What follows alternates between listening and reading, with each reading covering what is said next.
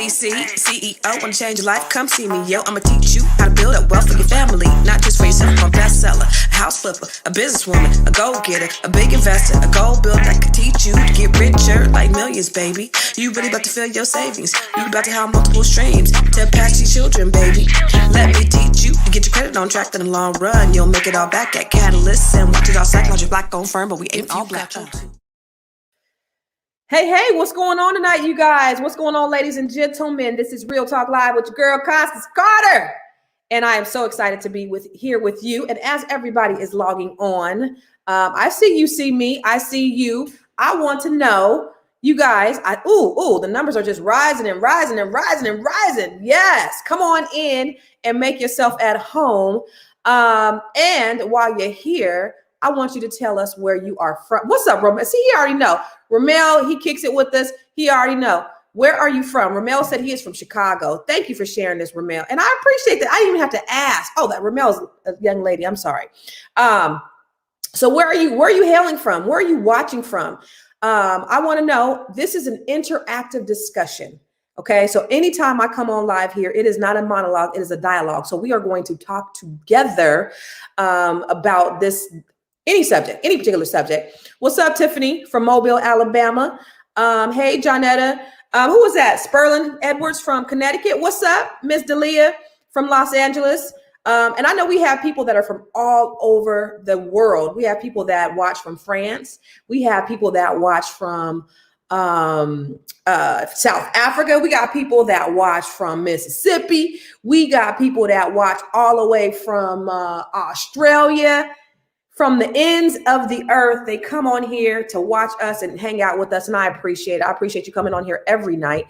Actually, there are thousands of people logging on and they want to have a discussion. So listen, again, this is a dialogue and not a monologue. I want you to chime in and talk to us, talk back to us, talk black to us, because we are on the Fly Nubian Queen Network, the network for melanated people just like you, just like me. If you are on Facebook, make sure that you are liking and sharing this information. So on Facebook, make sure you follow Fly Nubian Queen, the page. Also follow Nobody Works Harder Than Constance Carter. Nobody works harder than Constance Carter. Hey, nobody works harder than Constance Carter. Nobody works harder than Constance Carter. Okay, make sure you follow my page, Nobody Works Harder Than Constance Carter, on Facebook and on YouTube. So go over to YouTube. If you're on Facebook, I'm gonna give you a second. Go over to YouTube, and I want you to make sure you're liking our page, you're sharing, you're hitting thumbs up, but you're also subscribing to Fly Nubian Queen on YouTube. Make sure you're subscribing to Nobody Works Harder Than Constance Carter on YouTube, and follow me on IG on I Am Constance Carter. All right. Now, also, you guys, I want to make sure that you understand and that you know I do a VIP session, a Q&A every Tuesday at 5 p.m. Pacific, 8 p.m. Eastern, where I answer all your questions, all of those juicy questions that you have. If you have questions about business, if you have questions about love, I even bring some of my guests on to answer questions, one-on-one questions with you. And it's all live. And guess what? I partner with Dr. Boyce Watkins to be able to bring this information to you. And the first month is free. I do coaching. I do own one of the largest I own the largest African-American owned real estate firm in California.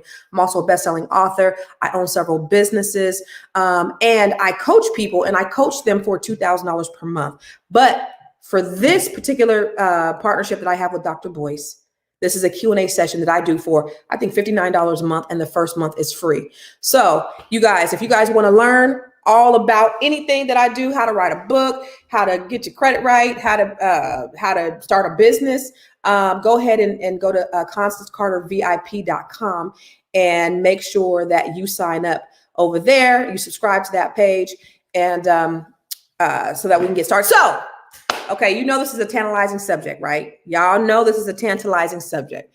How many of you think that religion is important in a relationship? What's up, Ronnie? How many of you think that religion is important in a relationship? Is religion important to you? Is religion a factor for you? Oh, you like my beat tone? That's what's up. Is religion important? Like, is that the core? I love that pic on the side of you. Oh, that's Miss Erica Badu. You like that? So I have her in several places because I think she's a beautiful, beautiful lady. I have her in several of my rooms in the house. But is religion important factor? Can an atheist be with a Christian? Can a Christian be married to a Muslim and have a successful relationship? Can a Buddhist be married to a Christian or a Muslim or somebody that is of the Hindu faith? Can these things work? And can they work for the long term? What are your thoughts? Kimmy Rochelle, she said, Kimmy said, a Muslim can't be married to an atheist. Blessed One said, very important in a relationship because they can't be unequally yoked. He said, not me. Loud Green said, not to me, but I am an atheist. Let's see. Kimberly said no. Brianna said it is important. Miss Knowles, she's from St. Lucia. What's up? Tone 360, he said it's hard, but it can work. Lee said religion is not a factor. And Ronnie said, no, ma'am, I cannot be married to an atheist if I am a person of faith. Well, I have a special guest that's coming on here tonight that's going to say, the Bible says that crystal clear that they cannot be married to a non-Christian. So I have some folks that are going to come here tonight and we're going to actually talk about it. We're going to talk about two people from two totally different belief systems, and they're actually married. We're going to see if their marriage was able to last. So let's bring on the Cranies, Mr. Charles. Let's bring on Essence and Brian Craney to the broadcast. There they are. What's up, Miss Essence and Mr. Brian Craney? How y'all doing tonight? Not bad. Not bad at all. Okay, cool. So thank you for joining us. And thank you for being so transparent, because a lot of times people don't really want to talk religion. And it's not the most comfortable, subject matter for folks to talk about, because it's something that's very personal and it's very private. You know, what you do personally is really all on you. But can you tell us how long you guys have been married? 15, almost 16 years. So you've been married almost 16 years. And how long have you been together? 21. You've been together 21 years. You've been married 16 years. And so, Essence, what's your belief system? I don't have one. I love it. I mean, I don't love it, but okay. And Brian, what's your belief system? I believe, Bible, Christianity. That's what I was brought up. Okay. So Essence is a non-believer. Essence is what you're not agnostic, because you don't believe in nothing. You don't believe in like there is some kind of spirit out there. You don't believe in nothing. You like it's nothing. No, I don't believe in anything. So Essence doesn't believe in anything. And Brian is a traditional Christian. He was brought up as a Christian. But Essence, you were brought up as a Christian as well. I was. Yep. So what happened to make you lose your faith? I don't know that anything specifically happened. I just wasn't getting the answers I was looking for. Things didn't click for me. The timeline, some of the morals I aligned with, right? Mm-hmm. So I mean, you do good, right? Do right by people, you do good. That I can align with. Right. The stories did not align well with me. So you think that they're like fairy tales, or you think that like they're made up? For me, yes. Mm-hmm. And then what about you? But when you guys first got together, you were a Christian, Essence? I was. Yeah, I was. I'll say I was kind of on the border at this point. I was older, right? I can make my own decisions. I can decide if I want to go to church or not. Mm-hmm. And I had decided I didn't want to. But he was into church really heavy at the time. So I said, all right, well, I'll go and give it a shot, and tried it out, did Bible studies and, Sundays. I don't think we did any Wednesdays, but I tried it again. Uh-huh. So Brian, when she came to you and said, I don't believe, was this a process, or was this like just over? You were. I know this had to be a process in your mind, right? Essence, you had to been toiling with this for a while. You didn't just make the decision. I don't want to be a Christian no more. I don't believe anymore, right? But did you tell him when you tell him? Was it kind of abrupt, or did he know you were kind of wrestling with your faith? I think he knew. I mean, I knew to a certain extent. But then when we got older, we had more in-depth conversations about it. And then it kind of kicked in from there. It wasn't like something that she just came out and said. Yeah, I don't remember exactly how it came out, but it did come out, and I was like, "Oh, okay." So how did that make you feel? I'll say this: based off of when we had the conversation, I wasn't mad. I wasn't like, "Oh, you should," because I kind of have my own situations with it. Were you But disappointed? I wouldn't say that I was disappointed because I just like I said, I had my own situations with the church and Bible and all that kind of stuff. And when my questions kind of didn't get answered, I kind of understood it. Do I still believe in God? Yeah, I do. So how are you still a believer? And so okay, let me ask you this. Do you believe the basic fundamentals of the Bible about heaven, hell, all of those things? Pretty much, yeah. Okay. So do you think that your wife is going to go to hell because she's not a believer? I don't like to look at your face. I ain't thought about that, but I guess so. I mean, It's gonna keep you up at night now. yeah. Don't keep you up at night. No, I'm gonna go to sleep. I mean, because I don't know what to say if she goes to hell. If you ain't up there, hey, I'm hoping I'm up there. Right. But I can't. It's kind of weird on trying to explain that situation. Am I scared of it for the simple fact because when we first got together, I was in the church heavy. I still believe in God. I don't push it on her. She's went to church with me multiple times over the years. It didn't click for her. I apologize if this don't seem right. It stopped kind of clicking for me too. Not based off of her, but just based off of a lot of information that I was getting. So, yeah. I did some research, but I probably did baby research. I ain't gonna tell you that I did a gang of research and oh my God, I went to 50 million books. No, it wasn't nothing like that. It was just more or less what I, kind of encountered over the years. But yeah. So you have some issues with your faith as well, but you still considered yourself Christianity. Zippa Abia said he's no believer, he's fake. They are both heathens. Both y'all heathens, Brian and Essence. Tell them thank you. I'm sorry. I don't want to offend anyone, which is why Constance gave the caveat of thanking me for being here, because it's a hard subject for some people to digest. I get it. And I apologize. Actually, I don't. What I believe in is what I believe in. If you want to call me a heathen because your God didn't convince me, that is your fault. I mean, they're your problem. That's not your problem. Yeah. And first of all, they're not heathens. I know them personally, and they're not heathens. First of all, and what you're not going to do is you're not going to attack my friends.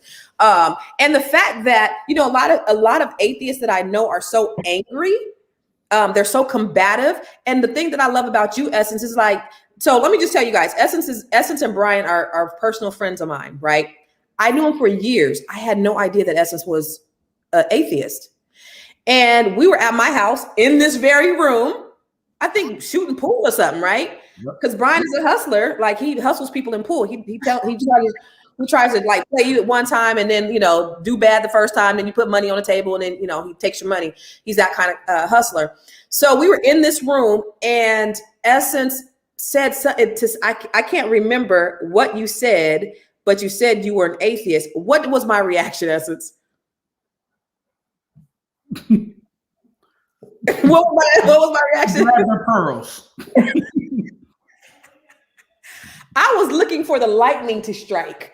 I was so scared. I had never met a Black atheist in real life, in my life.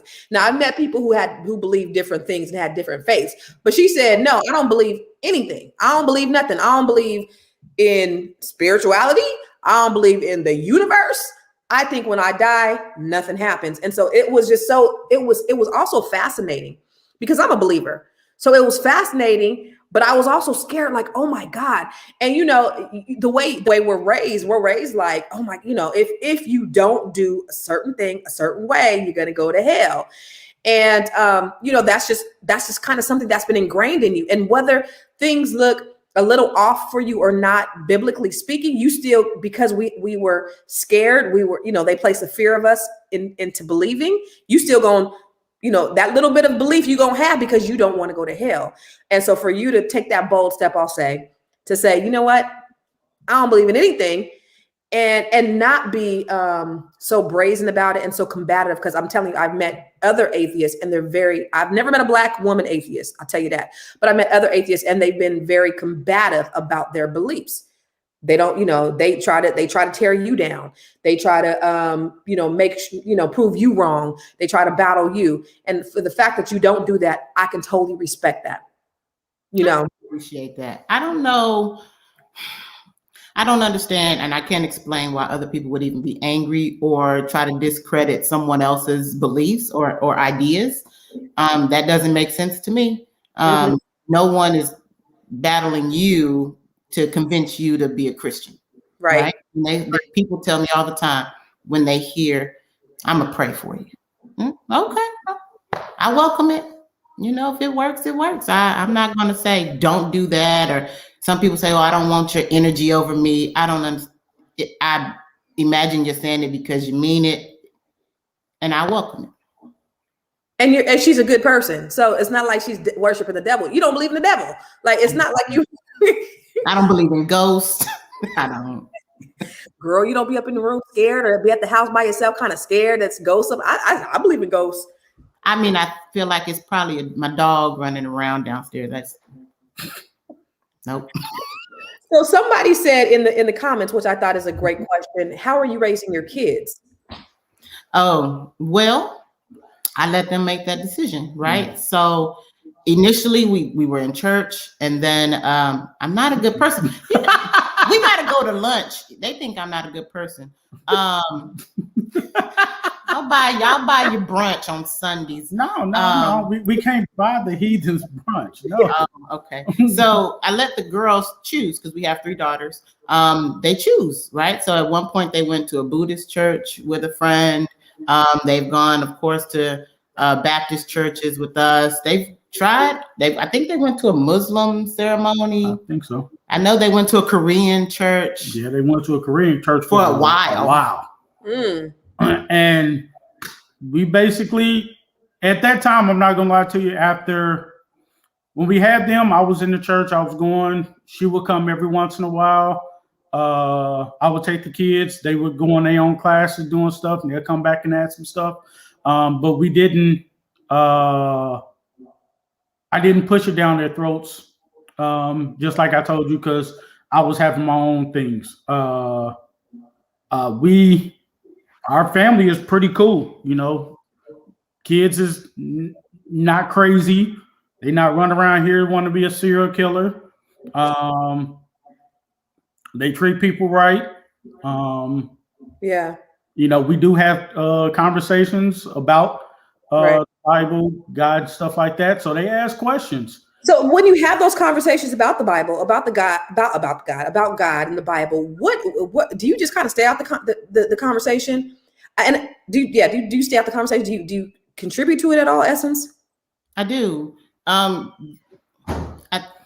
think I kind of converted them unknowingly, right? I felt like I gave them the opportunity to make the decisions on their own, and try out other churches or religions, and they decided they don't believe in God either.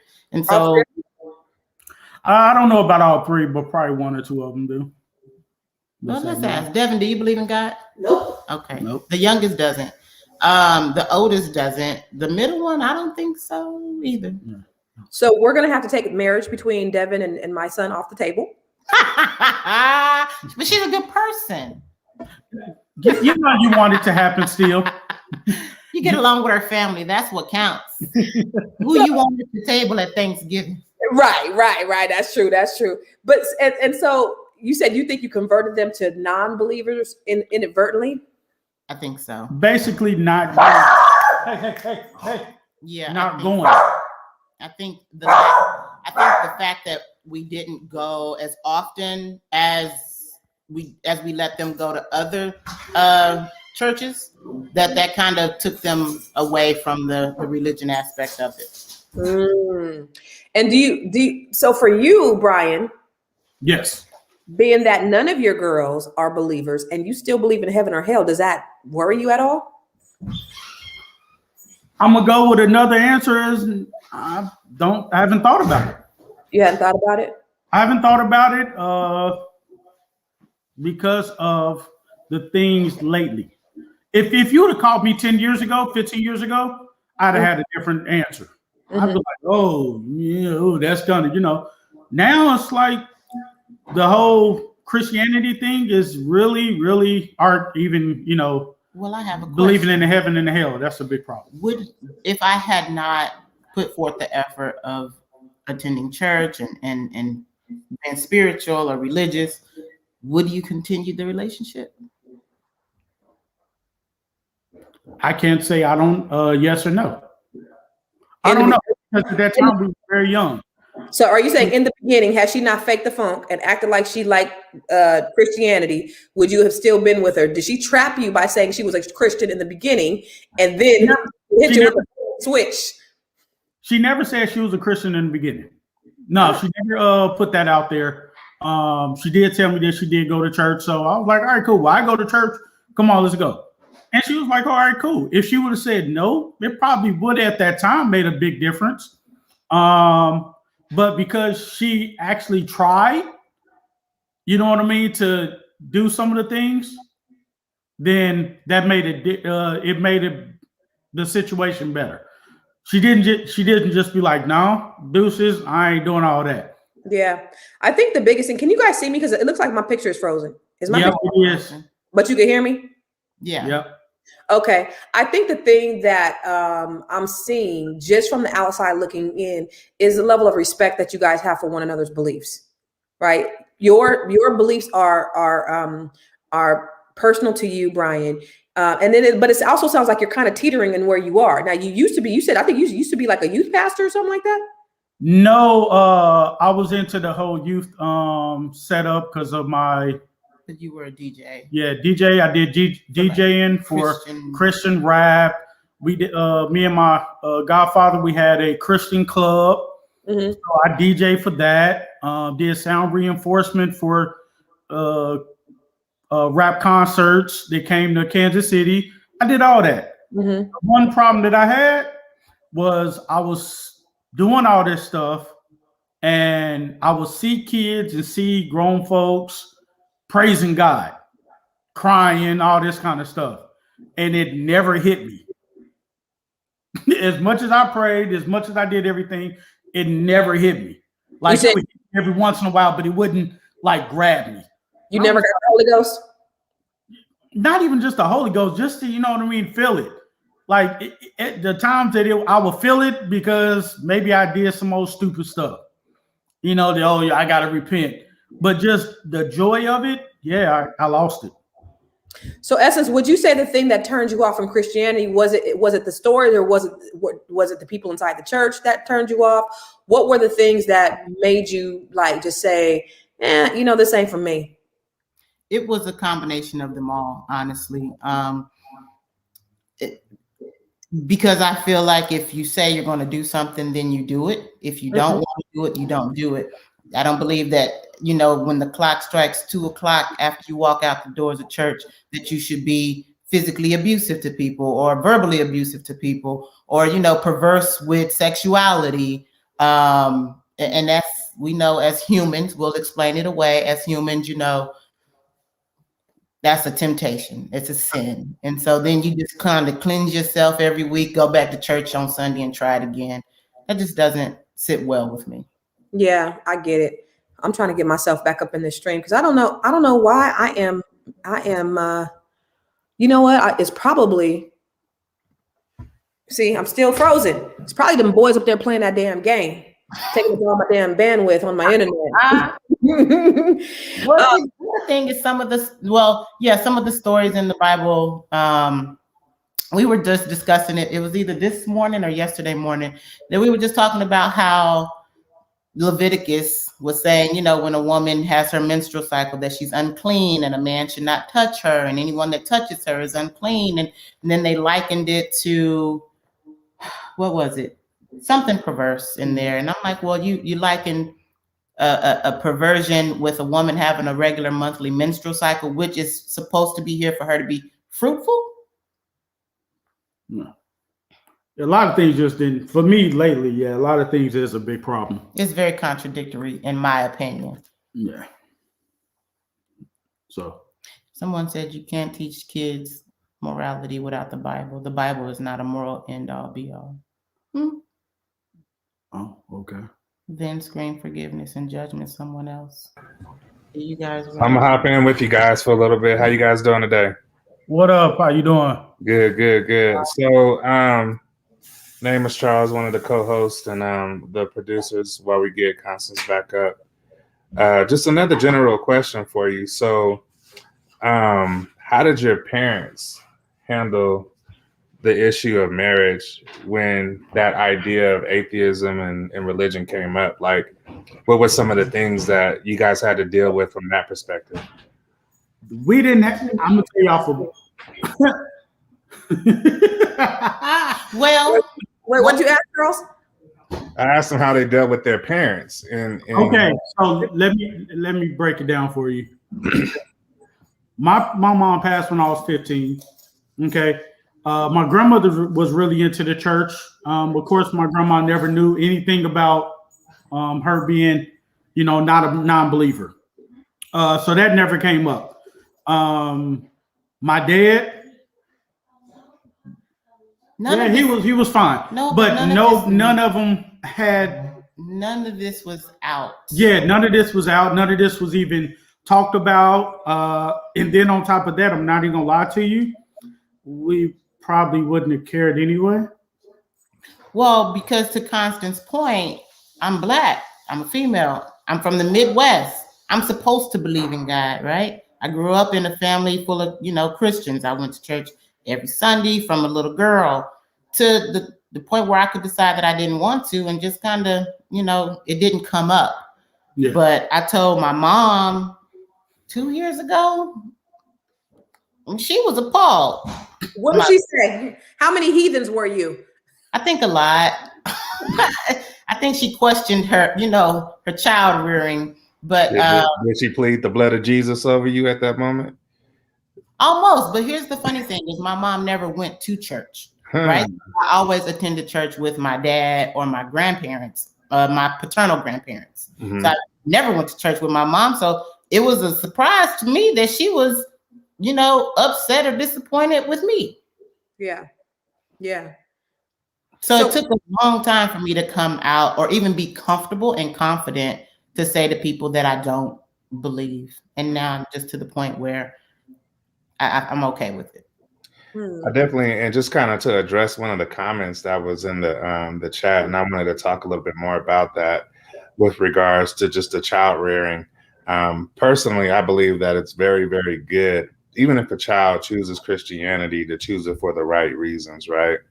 So being that you guys have this kind of difference with religion, how are you helping them to connect with the religion of their choice outside of just allowing them to go? Like, do you guys actually talk about the different religions? You mentioned that they went to a Buddhist church. Are you guys educating about that kind of stuff? Are you guys going through the Bible and going through different things? Like, how do you have those constructive conversations with them to allow them to explore those different opportunities with regards to religion?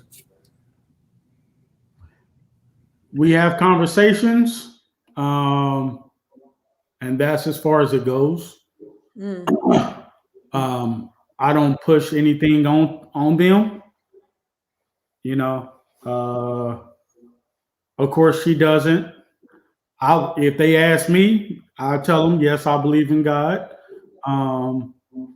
and we'll kind of go over the dialogue of what the whole setup, how, the whole religion, but it's really, really up to them, because I can't push something that I'm half in or 25% in. Yeah. You know what I mean? But your problem isn't necessarily that you don't believe in God. Is it just the Bible? Oh yeah. Okay. But is it the issue with the church, or is it the issue with the Bible, or the issue of God? Like, where do you stand on each one of those topics? God, I don't have an issue with God. Okay. I believe God. The church, Christianity, the Bible, I got a little bit of a problem with it. Then on top of that, on certain situations, certain things that I want to get out of and I prayed for, it didn't work. Maybe you didn't pray hard enough. Yeah, that's what everybody say. I don't care about all that. Yeah, you tell me I ain't prayed hard enough, you weren't in my mind. So, and that's the thing, is that I think a lot of times I see that there is a great falling away from Christianity or religion as a whole in general, just because there is so much more information out there. We have so much more. I seen something that I thought was very poignant. It said religion is regional.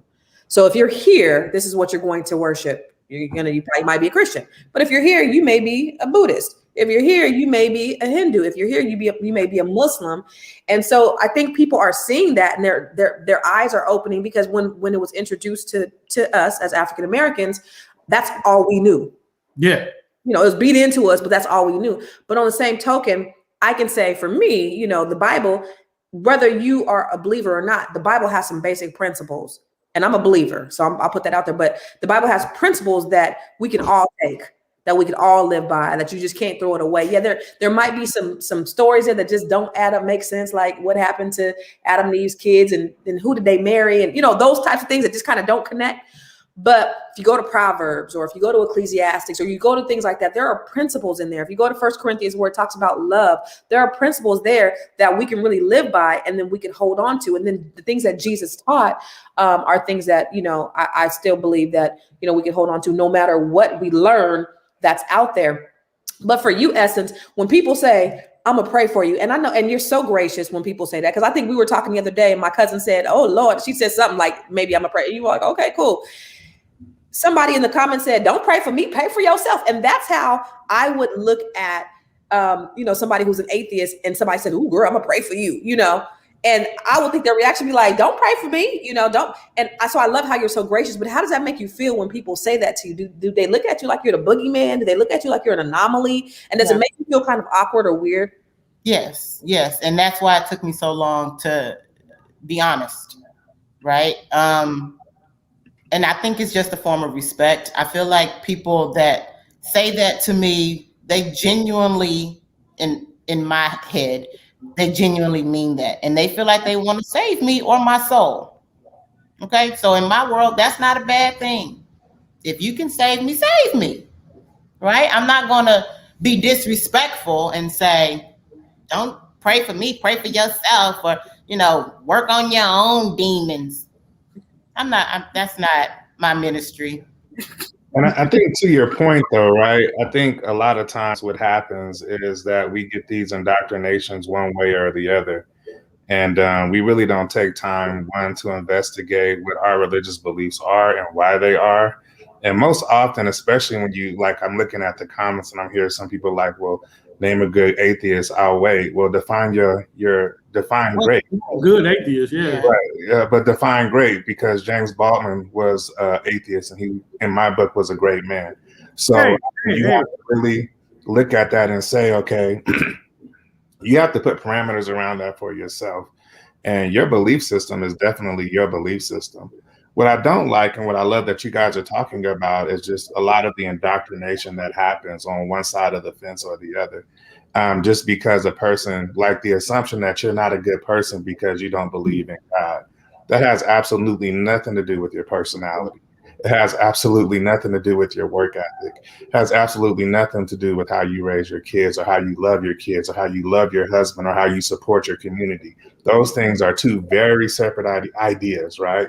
So to put somebody in a box because they don't believe the way that you believe is a very far-fetched and almost ignorant concept that people do. And more often than not, these are the type of things that you find in Christianity, which makes Christianity hard for people to swallow, right? Because you see this more on that side of the fence than you do in Islam or anything else. More often in Islam or the Islamic faith or even in the Buddhist faith, they're really not trying to convert you. They'll invite you over to an opportunity. And then after that, the choice is yours. Christianity is one of the only places where it's either my way or the highway. And you're everything but a child of God, literally, when you don't profess the name the way that they profess the name. And that's one of the things where I can understand, Brian, when you talk about you have this kind of love-hate relationship with the church. Well, I'm assuming that a lot of that is based on these concepts, right? Because what's being said, what's being fed in, and what's being told, the inconsistencies that you see in the church and the pastors and everybody else, and then some of the things that just don't make sense when you're trying to understand the Bible, right? Yeah. And so a lot of that happens and it comes out and then it's like, oh, well, wait a minute. And everybody thinks they got the answer. The truth is nobody has the answer. There's not one person on the face of this earth that has died, gone to heaven and came back and told us, hey, this is what it is. So we're all living it from that perspective, right? You got to live your life the way that you got to live your life. And when you meet your maker at the end of the day, whatever that resolve is or whatever happens, that's between you and your maker, right? Because the same way people will tell you that you can't not be an atheist, the same people who will tell Muslims or Jews or anybody else that they can't be what they are, right? Not only they say they can't be what they are, they say you're going to hell because of it. Right. And who has that right? The funny thing about, right but God. The funny thing about religion for me and what kind of got me away from the Christian religion, there's so many ethnicities and there's so many people that have different religions. Mm-hmm. Okay. So one thing that killed me when it came to religion is there's so many different ones when you get into the ethnicity of part about it. But one thing everybody was trying to do was get to God. Okay. So the whole Christianity thing went out the window for me. Okay. That's why I was like, all right, cool. If I'm able to get to God, I'm cool. I don't need that bridge anymore. Okay. I think that's what got me. So the whole church and all that kind of stuff, it is a big, it doesn't mesh well with me. But then on top of that, it's like, okay, cool. Let's go a little bit deeper for me. What did Egyptians, who did they praise? You know, when before Christ, you know, supposedly. Then I start reading about different things about the picture of Christ. Oh, well, now we got this white man, you know, stark white man. That's for me, that's the biggest lie in the world. So if you're going to keep pushing that lie, what else is a lie? Well, I know pushing that lie, what else is a lie? You know, I know that there was a documentary, and we talked about it last night on the show about the Black church, and one of the things that they were saying was that during slavery, because you know they forced the Bible upon us, they also took out parts of the Bible that talked about liberation, that talked about freedom. And so you do see, even now, like you see different pieces, like back in in the 1930s is when they discovered the Dead Sea Scrolls, and when they've added, you know, books to the Bible. So there are things that would make you question some of the what's in there. And then you talk about the Council of Nicaea. And are you familiar with the Council of Nicaea, Charles? Very much so, yes. So explain that to our viewers. So basically, it's the council in which they made the decision about what books would actually be going into what's considered the canon, right? So, you know, you have like the book of Thomas, you have the Revelations according to Peter, you have the book of Mary, you have the book of Enoch, you have all of these different books that weren't chosen as a part of the actual canon that was written to basically be the Bible, which is a very important, they call them the books of the Apocrypha, the books that are outside of the Bible, right? And so, but all of these decisions, by and large, were made during the Council of Nicaea. So that's part of that. And the Council of Nicaea, just from my reading, it also was where, he said the Jesus myth, I don't want to say the Jesus myth, but is where they determined, they had a vote about Jesus and who Jesus was, right, in the grand scheme of the Bible. So some people said Jesus was the Savior. Some people said Jesus wasn't. And the majority ruled. So we're going to go with Jesus as a Savior, right? Yeah, that was the other part of that. But it was also, when you do more of the research on it, it was also based in law. So that was also kind of the precipice for establishing law during that time as well. And that's one of the other interesting things about it too, because of the conflict of the church at that time. Mm-hmm, mm-hmm. So when you have things like that, and because that information is accessible, then that also makes you say, well, what about these things? Again, I'm still a believer, but those things that now we have access to that we didn't have access to before, where our forefathers didn't have access to, because the only thing they had access to was what was given to us. You can make a more of an educated decision on what your belief system is. But the problem is in today's society that you will be judged for thinking outside the box. And again, I love Essence and I love Brian because they're both unapologetic about their beliefs. They're both so respectful of each other's beliefs.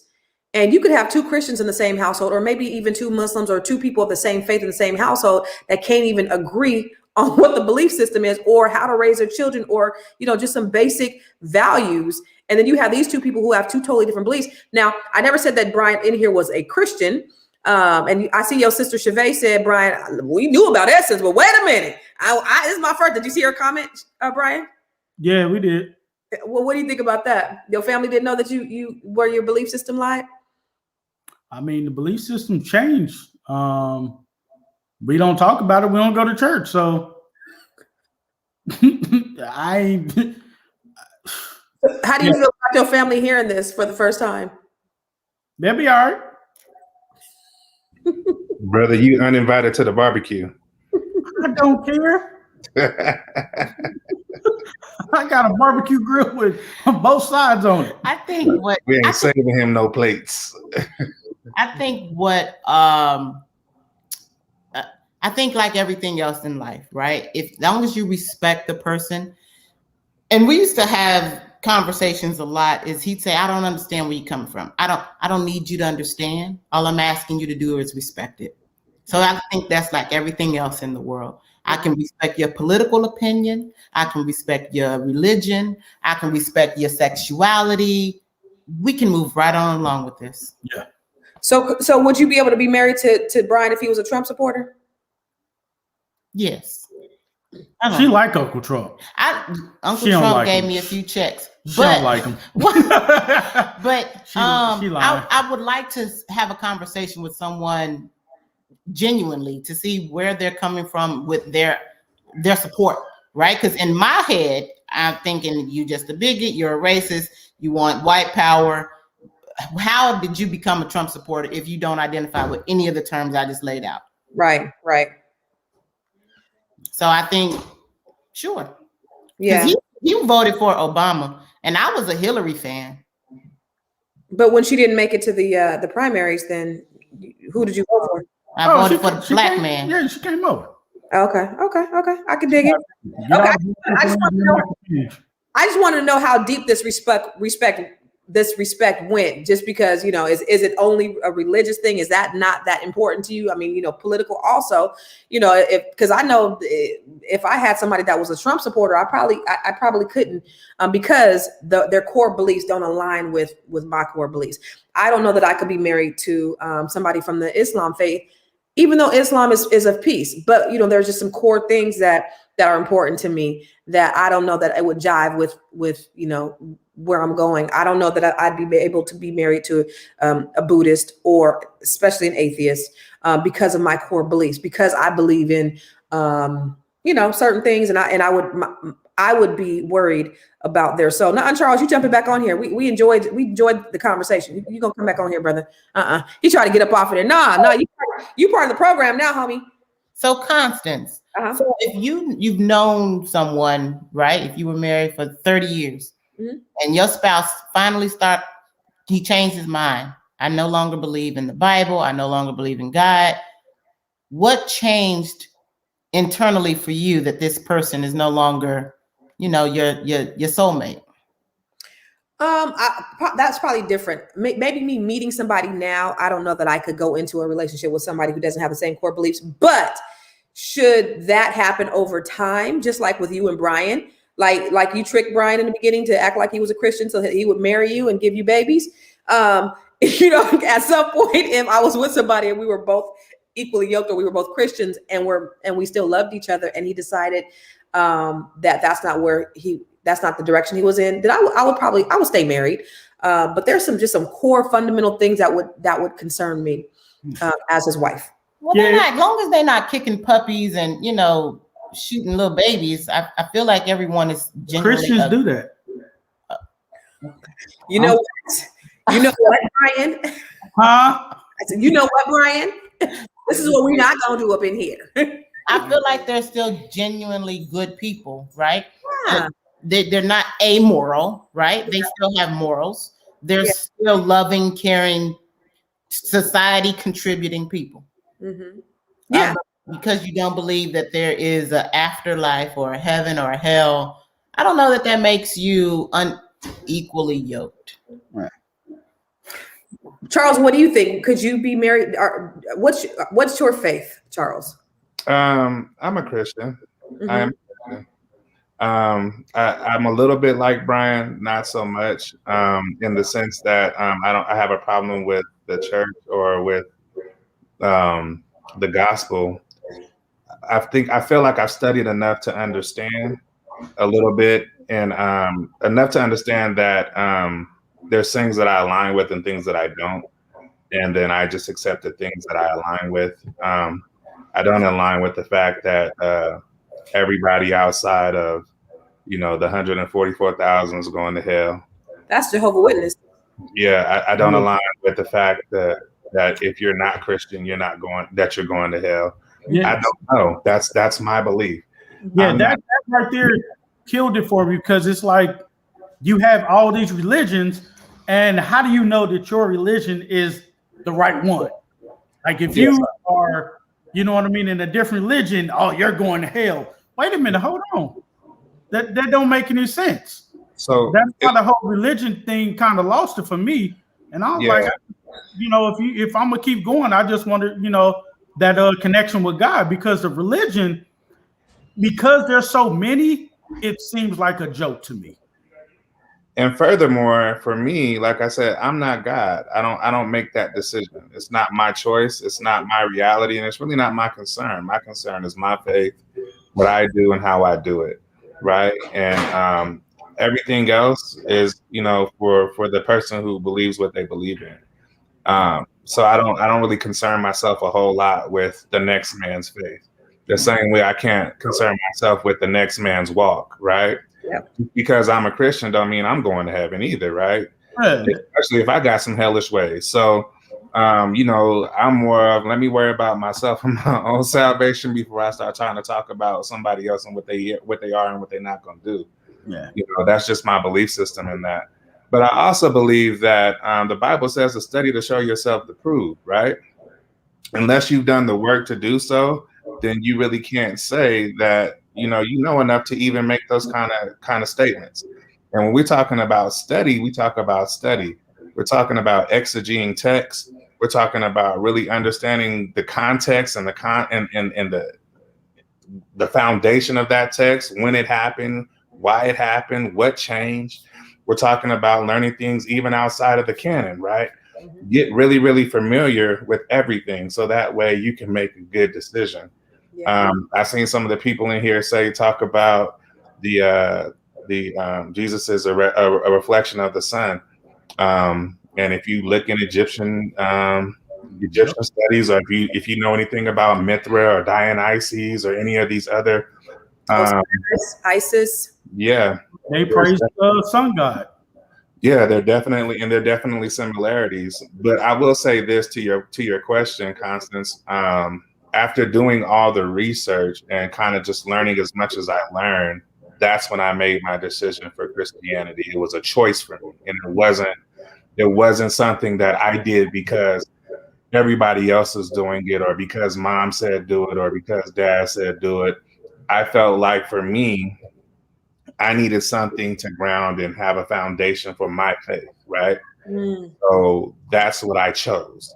Right. Now, with that same respect, I could have chose anything else, right? But for me, this is the one thing that I chose. And so that's how I get my prayers through. That's how I get my faith, rooted and grounded in something long enough and strong enough for me to be able to manifest things, right? We are just now getting to an age. The Bible's been talking about meditation. Meditation has just become a thing in the Christian world, right? It's like it's now okay to meditate in the 2000s. 1960, you were going to hell if you were meditating. Right? So, I mean, I think I was taught this growing up. Yeah. Yeah. Really? So, yeah. There's definitely those things. Yeah, I've never heard about that. Maybe I was at a different Christian church. They didn't meditate though. No. Yeah, but I mean, you talk about just all the different layers to faith and to Christianity and to just religion in general. You learn different dynamics, and I think because we're so far into the age of information now, we can't share the same perspective that we had on Christianity that we did a long time ago. For example, we don't think the same thing of the world, just the universe in general, as we did in 1960, 1950, even 1970s. Everything is changed. So why wouldn't your perspective on your faith not change? And that's a real question, right? Like, so you've learned more. Unwavering. Yeah, you have to be like this. You'd really have to be like this. Yeah. Not have to have, to have the same perspective that you had 10, 15, 20 years ago. And like just close your eyes to everything. Yeah, you would be a slave still to this day if you didn't change your mentality about what the Bible said about who you were and who you weren't, right? So why shouldn't it continue to grow? Right. It's living document. See, the Bible didn't change. So the stories in the Bible didn't change. So I think what changes the world around the Bible, the understanding that we have of those stories, the understanding that we have of those situations, the understanding that we have of the canon now. Before it was just straightforward, this is what the Bible says, and then you put your own interpretation in it. As the world evolved and we got a little bit smarter, we started to understand and see from a little bit of a different lens. Well, wait a minute, this has a little bit more ambiguity to it than what I originally thought. And we have to investigate that. And that's where some of my conflict comes in, right? Is the ambiguity and some of the fallacies in the Bible. So for you, Charles, so I know you said at the end of the day, you are a believer. Would your wife have to be a believer also? No, not necessarily. If you're a good person. Yeah, definitely. Because I think there's so many more things to consider than that. Like my faith is mine, and your faith is yours. How we engage in faith together, we can explore that. Like I said, there's just a million and one things that you can do. We can even talk about, the differences in our faith and how they led us to who we are today. So all of those things are relevant and present in my thoughts. So I wouldn't say that you have to be a Christian to be my wife. No. So Brian, for you, so it doesn't sound like you're a Christian. Are you? Would you say that you are more spiritual? Yeah. So you wouldn't call yourself a Christian? No. But you are a believer of something. You believe that there is a higher power. You don't believe in Jesus? The Jesus thing has been slowly getting away from me. It's like what's that? The hourglass. That sand is really it's down. Why? It stems from racism. Okay, just like I told you before, white Jesus, what was there, and then it was something that I had read a while ago where they came up with what Jesus looked like. I mean, where white people actually got him to, they mirrored their person off of, Jesus off of. That kind of messed it up for me because it was pushed down my throat. He was white. But I think the basis of it has been racism that has messed up the whole connection with Jesus. You're talking about the more superficial things about Jesus, though. You're not talking about you're not talking about his teachings. Like that's just like me going and saying, Jesus is Chinese, and because I said he's Chinese, then he's Chinese. But it doesn't take away from who he is or who he was when he walked this earth. So do you not believe that believe in who he was when he walked this earth? That's slowly going away. I apologize. It is what it is. Mm-hmm. I'm losing that. And I'm going to go back to what I said before. Every ethnicity has a religion that they praise, not just Jesus. Mm-hmm. And for me, everybody else except Christianity, is everybody else wrong and everybody else going to hell? Mm-hmm. Mm-hmm. So for me, the whole Jesus thing and the Buddhas and all that kind of stuff, X me with all that. I'm going right to God. So were they at least prophets? Possibly. And that might have been just like somebody said, Jesus is the bridge. Oh, well, okay, thank you. Thank you, Jesus, for getting me over that bridge. I'm with God right now. I'm gonna talk to him. And it's kind of like even with the church, because here's the thing too that I know is that the church and religion was used to control. Yeah. For hundreds and hundreds of years, it was used as a control mechanism, even before slavery. The Catholicism was used to, control people over in Europe. It was used to keep the people in power, so that the oppressed could stay oppressed and that they could not fight the structures of the power that be. So with that being said, though, it's manipulated a lot and it's perverted a lot about the true intention of what your spirituality is supposed to be like. I don't need a preacher or I don't need a priest to go to God on my behalf. I get that. I don't need nobody interceding for me. I can intercede on my own. I can pray for myself. I solicit and welcome all the prayers that I can get. If you say one of the things when people say I'm praying for you, Constance, that's like the best thing in the world that you could do. Pray for me. If you said that, that's a compliment. That's like you just gave me $50 in my bank. Thank you. Pray for me. Continue to pray for me. But I don't need anybody to pray for me because I can pray for myself. I believe that I have a connection with him. And so I get that. I get what you're saying because it has been used as a form of, control. For me, though, it doesn't make it any less important or real because of it. You know what I mean? One thing that's kind of crazy, I just seen a comment. He said, it seems like he's losing his faith and she's gaining a non-believer. You're not listening. Okay.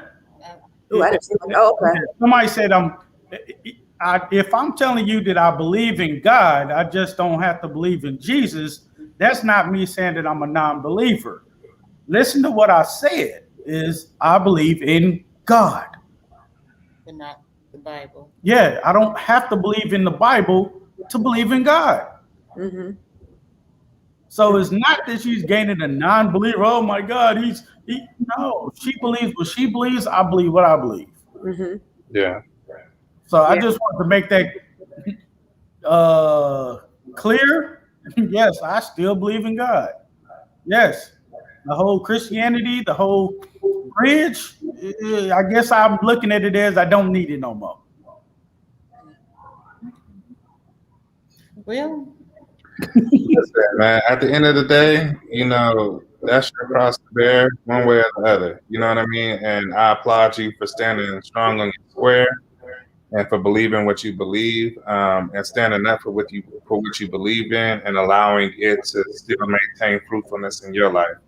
Because at the end of the day, we could talk all we want to Dr. Frazier would say, we can pontificate ad nauseum about religion, right? And people on the sidelines can pontificate ad nauseum about it. But at the end of the day, you know, faith is like boxing. It's like track. You know, it's a one-man sport. You know, that's what your deal is between you and God. Mm-hmm. And you know, what my job is, you know, hey, we're not in the business because I can't bring you to heaven or hell with me. Mm-hmm. You know, that's a solo ticket. Mm-hmm. So you either gonna get there, you know, the way you believe in, or you not. Mm-hmm. And that, you know, that's for you to figure out. And I think we got to get to that place too, right? Mm-hmm. Take the religion away from the man and accept the people for who they are. Right. You know, and start to do good by people. You know, don't. And if your faith is driving your treatment of people, then shame on you. Right. Yeah. That's a whole nother conversation. Absolutely. And that's how we build relationships with people, either in loving relationships or in friendships or whatever. We don't look at all the things that surround them. We don't look at what the world says about them. We look at them for who they are and what their relationship to you or what their benefit to your life can be. Mm-hmm. And then that's how you can make your judgments. In my opinion. But I also agree with you, Charles. I think at the end of the day, and I for those who just are logging on, because I'm seeing people coming in the room. This is a dialogue that we're having, and every time we come on here, we want to make sure that you are engaging with us, and we have a lot of comments and a lot of very strong opinions. When you talk about religion, it's a it's a personal thing, but a lot of people have really great opinions on it. And one of the things that I see a lot is there's a lot of judgment that's being placed on people, saying, you know, people don't know the truth. There's, like I said about you, Essence, when you have atheists, like there's a lot of atheists on here in the comments that are so negative towards Christianity. And I haven't heard you say anything like super negative. You were just saying this doesn't jive with me, but you didn't bash it. And there are a lot of people that are in that space, they bash it. And so if you could just have a respectful conversation about, this is what I believe, this is what you believe, I think it will make the world a much better place. You know what I mean? And so the thing that I get from you guys, the thing that I love about you guys, again, these are my personal friends. Everybody on here, we're all friends. We all kick it. The thing I love about you guys is you guys could have your different beliefs. No, Brian said, I'm not losing my faith. I'm not an atheist. I still believe what I believe. But I love the fact that they respect one another enough to allow them to sit in their beliefs without judgment. And, you know, hey, listen, if you feel like she gonna go to hell, Brian, pray for her. You never know. God could work miracles. I know at the end of the day, if that's really your belief system and that's your wife and you love her, then I'm sure that you don't want her to go to hell if this is what you believe in. But she said, go on Clubhouse. Yeah, I'm on Clubhouse. I actually got 6 invitations if anybody wants a Clubhouse invitation. But anyway, but I just think that, you know, the thing that I get out of this, and again, if you just logging on, Essence told me in this room when we were over to my house for a dinner party or something that she wasn't a believer. And I about damn near fainted because I don't know any Black women who don't believe. Now, there might be some in the feed, but I don't personally know any Black women who don't believe. So I was just like so stricken. And the cool thing is we have really intelligent friends, so we're able to just kind of go through, you know, the intellectual conversations. You have, you know, Vaughn and them who have a different belief system. They believe in something, but they're not necessarily Christians. And so we have those dialogues all the time, and we have different perspectives. But just in having this conversation with you guys and just hearing that, it was like, oh, I've known her for years. I felt betrayed. I felt shocked. I felt like you just made me naked in front of everybody. Like, who is she? Where does she come from? I don't know this woman. Oh my gosh, she's really an atheist. But she's never been disrespectful, like a lot of the people here are, right? She's never talked down on Christianity or any other religions. People say, I'm gonna pray for you, Essence. She's like, she welcomes it. She's like, I'm down pray for me. You know, she welcomes that. So that's what's going to keep them married. That's what's going to sustain their relationship. You know, outside of, you know, any whole tendencies either of them might have. And, you know, if y'all have side pieces on the other side, and, you know, that might corrupt your marriage, but your religion is not going to do it, or your lack thereof is not going to do it. And that's what's going to sustain your relationship and make you guys last forever. You guys have 3 beautiful daughters that are very well-rounded. They are good girls. And, listen, it is what it is. Nobody can judge you. This is your journey. This is your belief system. You know what? Everybody can judge me. And that's okay. Because, I just got to care. I think, And I don't. I also support him in his religion, right? Mhm. And it's like I supported my daughters when they wanted to explore different churches. Because it's not for me doesn't mean that it's not for them. If my daughter was like, hey, I'm about to go to church and start praying, start being a pastor or what, handle your business. I'll come support you. Yeah. It is what it is. My daughter told me she didn't believe. I asked her why, but I'd be like, oh, you tripping. Oh, you're lost. Shit. I didn't bash her. The funny thing about a lot of Christians and a lot of religious people, if they don't understand something or is not aligned with them, they come out shooting. Mm-hmm. And we can see that in the comment section. They come out shooting. Mm-hmm. And that's the funny thing about religion. Once you're not on the same page as me, you're dead to me. That is crazy. Right. I don't know that I would even align that with Christianity. I don't know that I would. Well, not even just the. Well, church. wait. I feel like that's not even necessarily aligned with Christianity. I feel that's just aligned with character defaults. True. Right. I don't know that it's Christianity that makes you say, Essence, you're a bad person because you don't believe in God. They may not be as strong in their faith and just not as strong to stand up and say that they're not because they don't want to be in the same position as me. Mm-hmm. And it's okay. At the end of the day, it's just about respect, y'all. I think It's so. about respect. And if you can respect somebody where they're coming from and really have respect for them, it don't even matter. So just like you said, Charles, your walk is your walk. At the end of my life, I am going to be judged for myself.